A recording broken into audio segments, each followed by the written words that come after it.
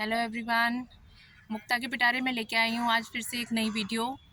और इससे पहले कि अपनी नई वीडियो में मैं जो बात शेयर करना चाहती हूँ वो शेयर करूँ, सबसे पहले आपको दिखाऊंगी कि मैं कितनी खूबसूरत सी जगह पे हूँ। ये एक बहुत ही प्यारा सा पार्क है और ये ब्लॉक का पार्क है और कितना खूबसूरत बना हुआ है, इतनी ग्रीनरी है, बहुत ही अच्छा लग रहा है चारों तरफ देख के।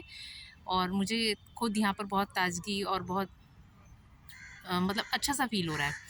तो एक ताज़गी के लिए, एक पॉजिटिव एटमॉस्फेयर के लिए हम लोग किसी पार्क चले जाते हैं, किसी ऐसी अच्छी सी जगह पे चले जाते हैं, मंदिर चले जाते हैं। लेकिन जो समाज में चालाकी, गंदगी फैली हुई है, उसको कैसे दूर करें वो समझ नहीं आता। दूर करना तो पता नहीं कैसे होगा, लेकिन हाँ, उससे बचा ज़रूर जा सकता है। किसी जो आजकल स्कैम हो रहे हैं, मैं उसी पे थोड़ा सा रोशनी डालना चाहूँगी। एक बात आपसे शेयर करना चाहूँगी जो मेरे साथ हाल फिलहाल में हुआ था। मेरे हस्बैंड के लिए मैंने किसी आई क्लिनिक से अपॉइंटमेंट लेना था। तो मैंने जो आई क्लिनिक का नंबर था गूगल से सर्च करके और नंबर पे मैंने डायल किया। वहाँ पर जिन्होंने फ़ोन उठाया उनसे मैंने कहा कि भाई मुझे आज अपने हस्बैंड नहीं बोला, मैंने उनसे बोला कि मुझे आज का अपॉइंटमेंट चाहिए किसी के लिए। तो उन्होंने कहा कि मैम मिल जाएगा, लेकिन आज का नहीं मिल पाएगा। मैंने कहा मुझे आज का ही अपॉइंटमेंट चाहिए। तो उन्होंने कहा आज का अपॉइंटमेंट चाहिए तो उसके लिए आपको एक फॉर्म फिल करना होगा, तो वो फॉर्म आप फिल कर दीजिए तो आज आपका अपॉइंटमेंट मिल जाएगा। मैंने कहा ठीक है, आप फॉर्म बताइए कैसे फिल करना है।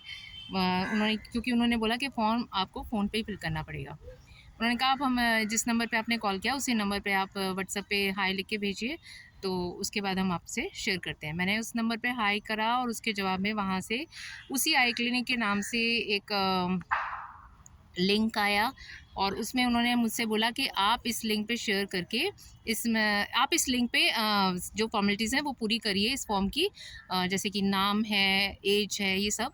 तो मैंने अपने हस्बैंड का नेम, एज ये सब डाल दिया, जो भी फॉर्मेलिटीज़ थी वो मैंने पूरी करी। उसके बाद उन्होंने कहा कि ये मैम इसमें 400 रुपीज़ डिपॉज़िट कर दीजिए, आप पेटीएम कर दीजिए। मैंने कहा 400 किस लिए? तो उन्होंने कहा कि ये फॉर्म के हैं, जो बाद में जब आप यहाँ पर आएंगे चेकअप होगा तो उसी में कट जाएंगे। तो मैंने कहा वो तो जो आएंगे वो जिनका अपॉइंटमेंट लिया वो खुद करवा लेंगे, उनका मैं क्यों पे करूँ, क्योंकि मैंने उनको शो नहीं किया था कि मैं अपने हस्बैंड के लिए ले रही हूँ। तो उन्होंने कहा नहीं मैम, पेमेंट तो अभी करनी पड़ेगी क्योंकि इस फॉर्म की पेमेंट तो ऐसे ही मतलब होगी आपको, क्योंकि आप ऑनलाइन फॉर्म भर रहे हैं तो ऑनलाइन ही पेमेंट करनी पड़ेगी। मैंने कहा सॉरी, मैं किसी के बिहाफ पे मैं क्यों पेमेंट करूँ, तो वो भी 400। कह रहे नहीं मैम आप आपने गलत सुना है, 400 नहीं, 10 रुपीज़ आपको पे करने हैं। मुझे लगा कि हाँ 10 रुपीज़ तो मैं पे कर सकती हूँ, कम से कम अपॉइंटमेंट मिल जाएगा हस्बैंड के लिए। अब यहाँ पर मैं एक बात ये बताना चाहूँगी कि मैं बहुत ज़्यादा अलर्ट रहती हूँ इन सब बातों को लेके कि ऑनलाइन पेमेंट करना, कोई लिंक पे ओके करना या ओटीपी वगैरह, इन सब को लेके मैं बहुत ज़्यादा अलर्ट रहती हूँ और सबको करती भी रहती हूँ। बावजूद उसके मैं अगर ऐसा कुछ करने जा रही हूँ तो सोचिए कि हमारे दिमाग से कोई कितना खेल जाता है कि हम भूल जाते हैं कि हम क्या कर रहे हैं। हम लोगों को सलाह देते हैं कि अलर्ट रहिए, हम कितने भी अलर्ट हों लेकिन इस तरह की गलतियाँ हो जाती हैं। मैं एक 10 रुपीज़ का दिमाग में आ गया, 10 रुपीज़ तो ठीक है, 10 रुपीज़ ही डालने हैं। और 10 रुपीज़ डालने के लिए मैंने कहा कि मैं करती हूँ पेटीएम कर दो, कि हाँ पेटीएम कर दो। पेटीएम करने लगी क्योंकि जिस हॉस्पिटल का मैं फॉर्म मतलब अपॉइंटमेंट लेना चाह रही थी, उसी हॉस्पिटल का सारा कुछ उसमें पेपर वर्क हुआ हुआ था। और मैंने उसी उसी पे क्लिक करके 10 रुपीज़ पेमेंट करने लगी। पेमेंट करते हुए मैंने देखा कि उसमें कुछ पहले लिखा हुआ था, उसको फिल करने लगी तो वो रॉन्ग आ रहा था। शायद मेरा कोई पासवर्ड या पता नहीं कुछ था जो मेरा शायद मैंने गलत डाल दिया था, जो भी रॉन्ग आ रहा था। तो मैंने कहा ये रॉन्ग, ये फेल हो रहा है। तो उन्होंने कहा ठीक है, फिर आप एक काम करिए, आप मुझे स्क्रीनशॉट भेजिए। मैंने उनको स्क्रीनशॉट भेज दिया। तो उन्होंने कहा ठीक है मैम, अब इसमें आप दोबारा वहाँ पर जाइए, ओपन करिए, मैं आपको बताता हूँ कैसे करना है।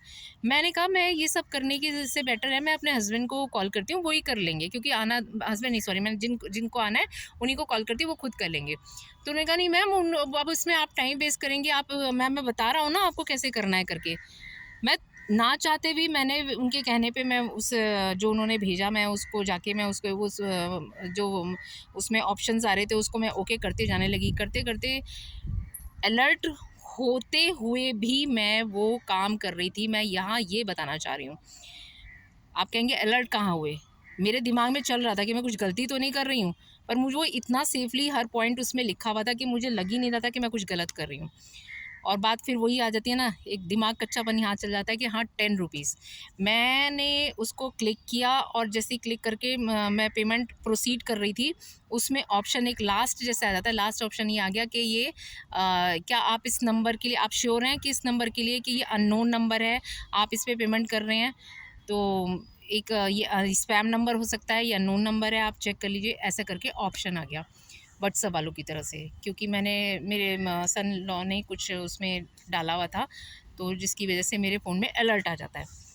बस यहाँ एकदम से मुझे खटका हुआ, मैंने फटाक से वापस करना शुरू कर दिया। मैंने कहा सर नहीं हो सकता, मेरे ये जो जिनका है वो खुद आके करेंगे। अरे मैडम आप उनको क्यों कॉल कर रही हैं, आपको खुद यहाँ पर आके आप हम अपना भी टाइम वेस्ट करिए, हमारा भी टाइम वेस्ट करिए। मुझे इतना गुस्सा आया कि कोई मेरे से इस तरह से कैसे बात कर सकता है। मैंने उसी वक्त उनको सुना, मैंने तुम्हारी ऐसी की तैसी, नहीं चाहिए कोई अपॉइंटमेंट। और मैंने फ़ोन कट किया और इमीडिएटली मैंने जाके फटाफट अपना बैलेंस चेक किया, तो बैलेंस मेरा वैसे का वैसे था, थैंक गॉड। और मैंने फिर फटाफट अपने हस्बैंड को कॉल करके बताई सब बात। मेरे हस्बैंड ने कहा मुझे नंबर सेंड करो, मैंने अपने हस्बैंड को नंबर सेंड किया। 1 मिनट बाद ही मेरे हस्बैंड का कॉल आया कि मुक्ता ये तो स्पैम नंबर है, ये बांग्लादेश का नंबर है, ये तुम क्या कर रही थी, पेमेंट तो नहीं करी? मैंने कहा नहीं, मैं प्रोसीड कर गई थी ऑलमोस्ट, लेकिन नहीं हुई, पेमेंट नहीं हुई। और आप यकीन मानिए कि उसके बाद मैं इतना डर गई, क्योंकि मेरे बैंक में उस वक्त, अभी तो नहीं, लेकिन उस वक्त काफ़ी अमाउंट था।